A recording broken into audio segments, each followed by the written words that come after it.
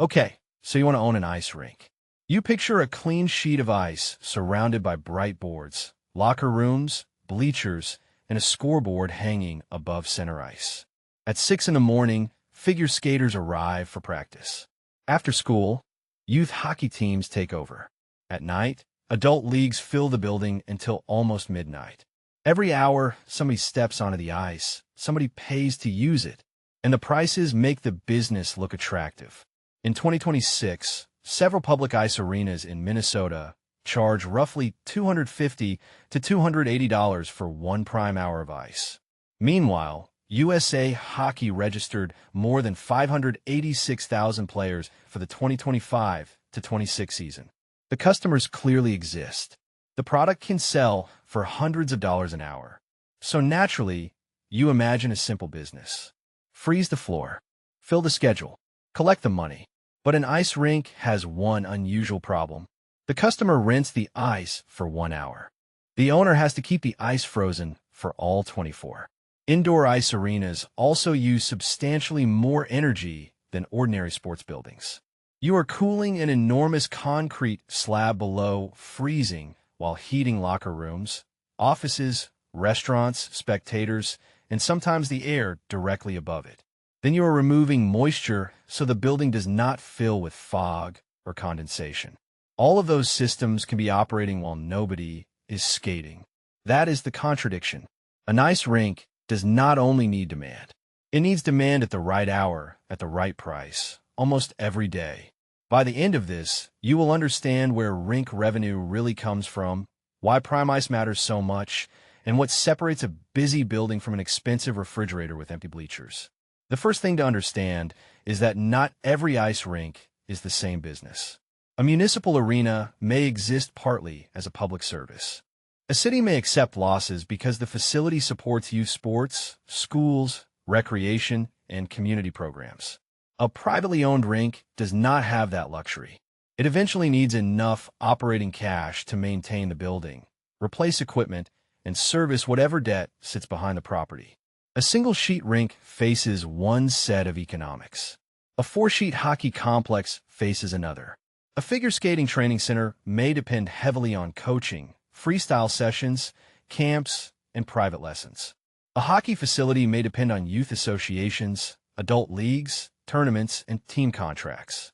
A multi-purpose arena can remove the ice seasonally and sell the floor for other sports or events. They all contain frozen water.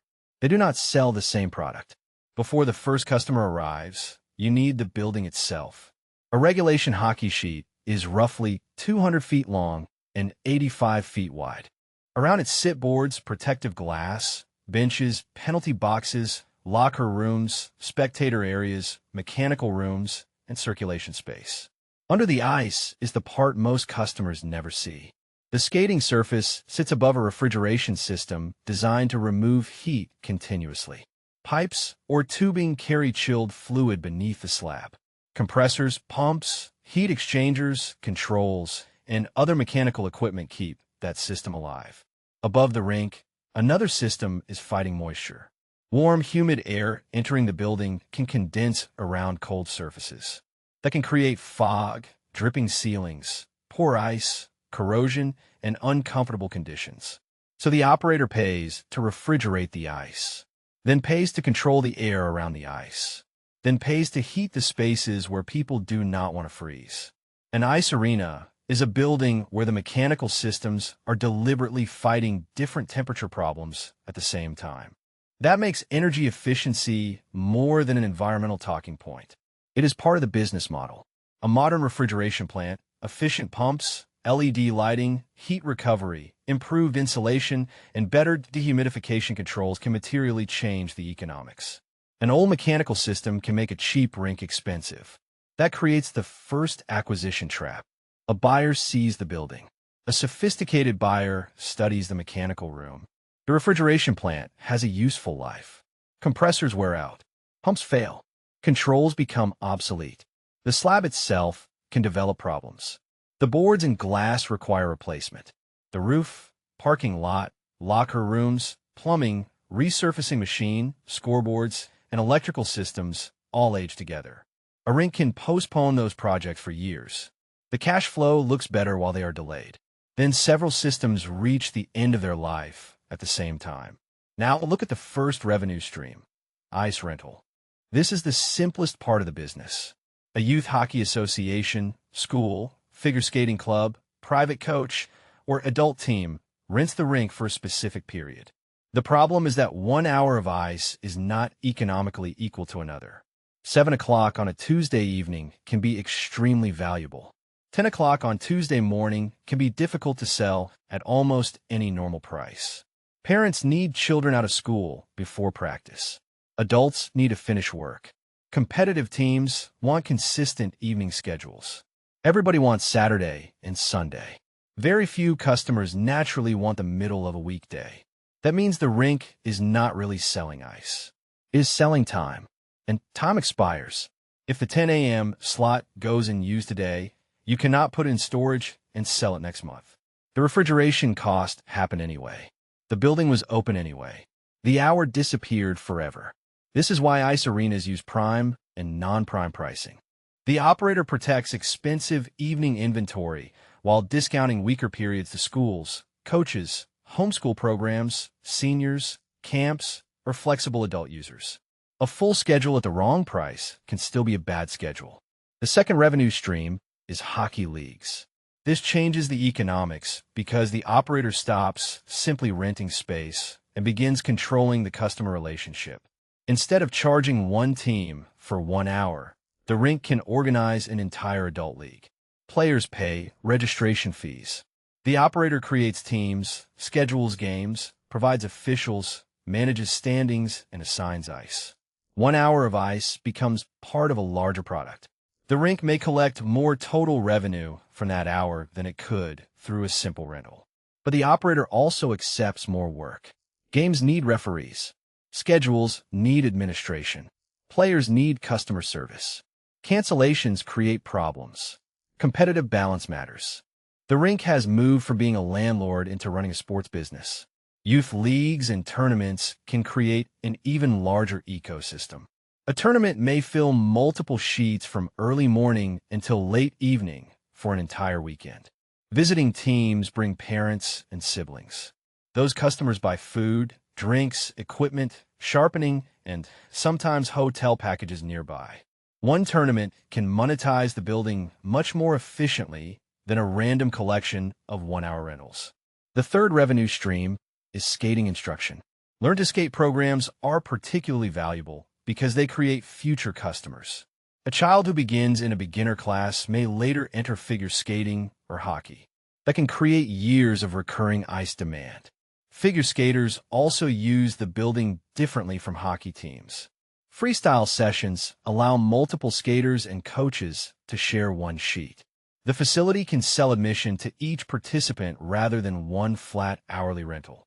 Private coaches may pay fees or operate under agreements with the rink. Camps and skill development programs create another layer. The ice has not changed. The packaging has. The fourth revenue stream is public skating. Instead of selling the sheet to one organization, the rink sells access to dozens or hundreds of individuals. Admission may only be a few dollars. Skate rental adds another charge. A busy holiday session can generate more revenue than a normal hourly rental. Public skating also introduces new customers who do not belong to hockey or figure skating clubs. But turnout can vary dramatically. A nearly empty session still needs staff, music, lighting, resurfacing, and supervision. Once again, the question is not whether the rink is open. The question is how many paying people occupy the hour. The fifth revenue stream comes from everything beside the ice. Skate sharpening is a small transaction with repeated demand. A pro shop can sell sticks, tape, laces, gloves, apparel, and emergency equipment to players who already arrived ready to spend. Food and beverage can become meaningful because hockey families remain inside the building for long periods. Parents buy coffee. Players buy drinks. Tournament crowds buy meals. Adult league players may stay after the game. The rink has a captive audience. The strongest operators find ways to increase the value of that audience without distracting from the sport that brought them into the building. The sixth revenue stream comes from parties, advertising, sponsorships, camps, and non-ice uses. Boards can carry local business advertisements. Scoreboards can carry naming sponsors. Birthday packages combine skating, rental equipment, food, and party rooms. During off-season periods, some facilities remove the ice and use the floor for lacrosse, roller hockey, trade shows, training, or events. That matters because the building costs money even when hockey demand is seasonal. Every additional use spreads the property cost across more paying hours. Now look at the operating machine. The largest obvious cost is labor. The rink needs managers, front desk employees, ice technicians, cleaners, maintenance workers, league administrators, food service employees, and skating staff. Some buildings operate from 6 in the morning until 1 in the morning. That means opening shifts, closing shifts, weekends, holidays, and constant supervision. Then comes energy. Refrigeration is the defining expense, but it is not the only one. The facility needs lighting, ventilation, dehumidification, heating, hot water, kitchens, offices, and sometimes multiple compressors running under changing loads. The weather outside changes the load. The number of spectators changes the load. Opening exterior doors changes the load.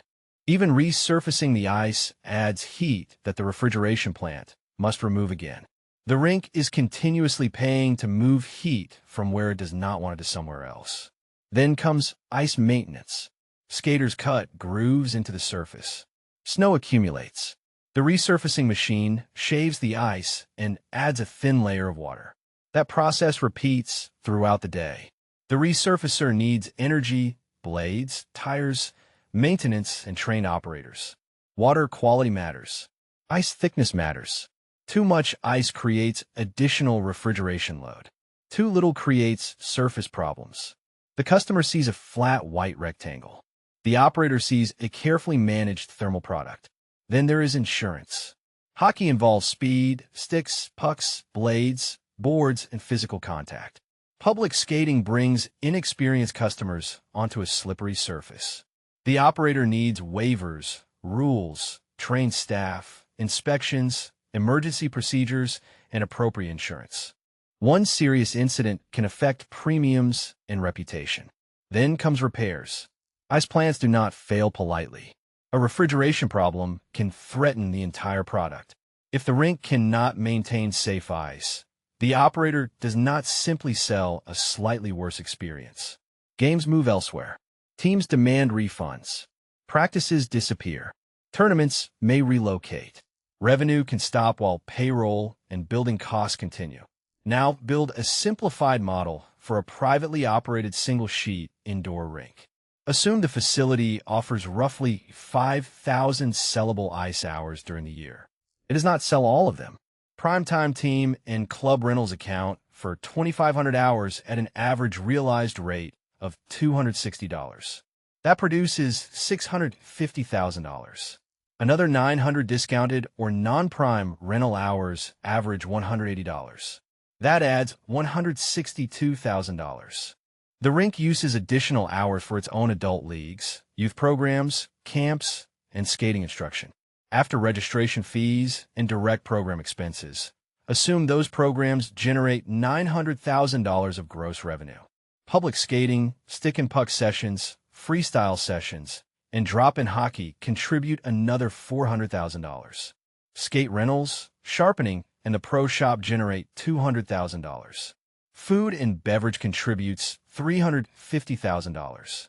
Parties, advertising, sponsorships, room rentals, and other uses add $200,000. Total annual revenue reaches approximately $2.86 million. That sounds strong for one sheet of ice. Now pay for the refrigerator.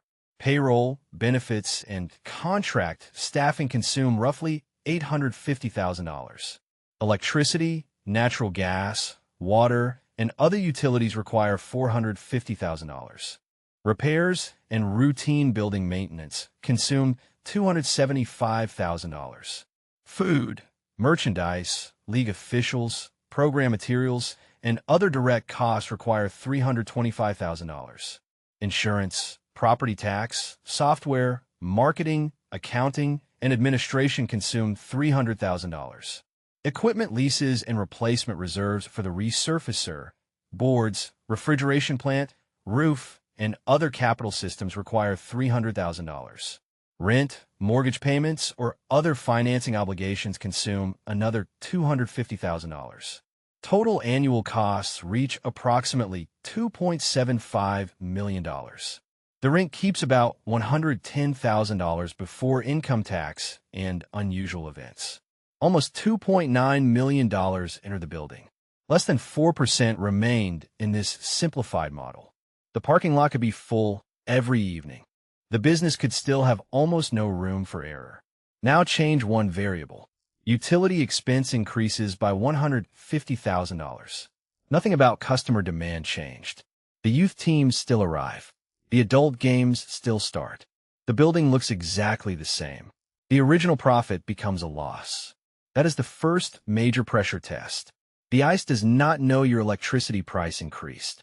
Customers may resist a large rental increase. The owner absorbs the difference until pricing, efficiency, or utilization changes. Now changes second variable. The Rink loses 500 prime rental hours because a major hockey association moves to a newer facility. At $260 per hour, direct rental revenue falls by $130,000. But the real loss can be larger. Those players no longer buy food. They no longer sharpen skates. Their siblings do not attend public skating while they wait. The association may also take tournament dates with it. One lost contract can remove several revenue streams at once. This is why customer relationships matter more than a single hourly rate. Now look at what happened in Elgin, Scotland. In 2025, Moray Leisure Centre announced that its ice rink was no longer financially viable. Management said the rink generated the least income among the center's facilities while consuming the most energy. Rising energy costs had become large enough to threaten the financial sustainability of the wider leisure center. The original announcement called for the rink to close. The ice went dark. Clubs, skaters, curlers, and the local community reacted immediately. But the interesting part came afterward. The rink eventually reopened. Management, staff, users, and community groups developed a new operating model. They changed pricing. They introduced a more flexible skating pass. They revised the ice timetable to generate more income from available hours. The building did not suddenly become cheaper to refrigerate. The economics around the ice had to change. That case captures the entire industry in miniature. Demand can exist. People can love the facility.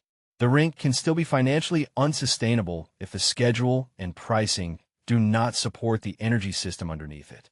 Now compare that with a larger private operator. Canlon Sports operates 15 recreation complexes across Canada and the United States. Those facilities include 47 ice surfaces as well as soccer fields and hard courts. In 2025, the company reported 100 million Canadian dollars of operating revenue. Its growth came from adult and youth hockey leagues, tournaments, facility rentals, other sports, and food and beverage.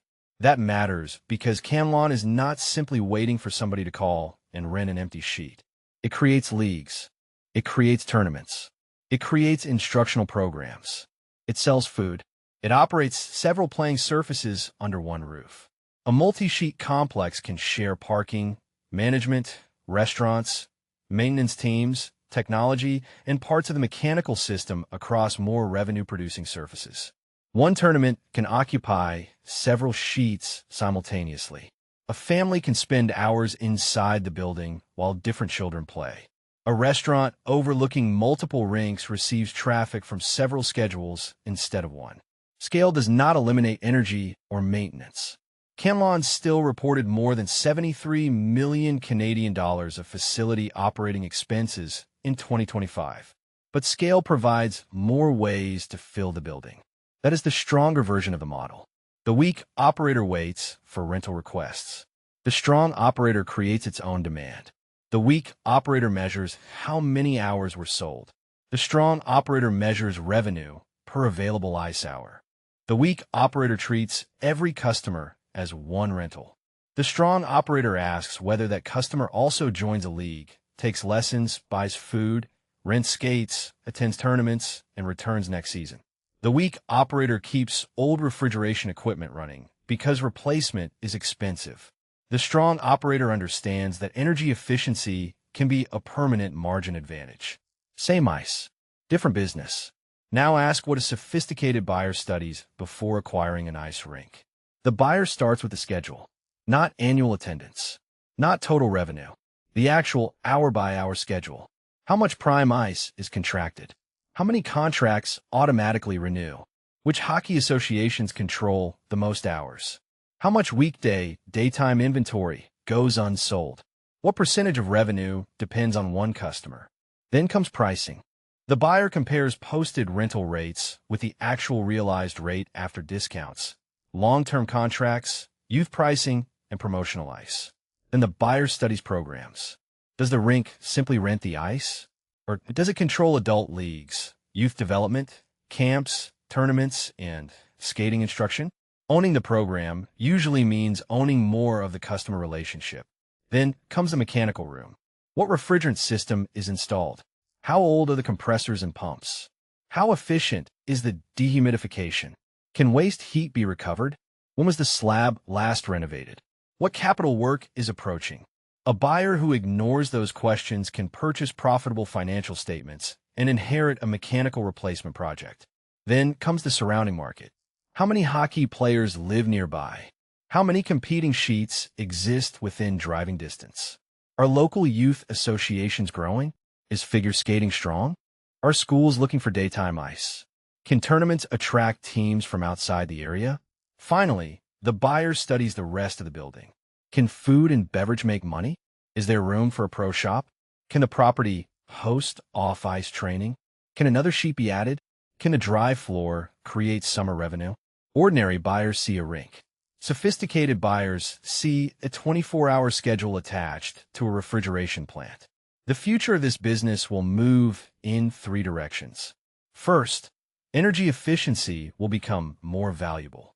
Modern refrigeration controls, heat recovery, better insulation, efficient pumps, LED lighting, and improved dehumidification can reduce the cost of maintaining the same ice. The customer may never notice the mechanical upgrade. The income statement will. Second, operators will become more aggressive about filling weak hours. Schools, camps, flexible work schedules, homeschool programs, senior skating, skills training, figure skating, and specialized clinics can turn daytime inventory into revenue. The most valuable new customer may not be someone willing to pay more at 7 at night. It may be someone willing to skate at 11 in the morning. Third, successful rinks will increasingly behave like sports platforms rather than landlords. They will control leagues, tournaments, training, food, digital scheduling, customer data, advertising, and multiple playing surfaces. The ice becomes the reason people enter. The larger ecosystem determines how much each visit is worth. So can owning an ice rink make you rich? Yes, but not because water is cheap and hockey players pay hundreds of dollars per hour. The strong version controls valuable primetime contracts and finds customers for weaker hours. It builds its own leagues and instructional programs. It earns from food, equipment, tournaments, and repeat customers. It invests in refrigeration efficiency before the old system becomes an emergency. And it keeps enough cash available for the mechanical equipment customers never see. The weak version looks at a full parking lot on Saturday and assumes the business is healthy. It discounts empty hours without understanding the cost. It depends on one hockey association. It postpones compressor replacements. Then electricity rises or a major customer leaves. The rink remains frozen. The scoreboard still works. Players still arrive at 7 o'clock. But the profitable hours are no longer enough to pay for all the unprofitable hours surrounding them. The ice is not the business. Filling expensive hours before they melt away is.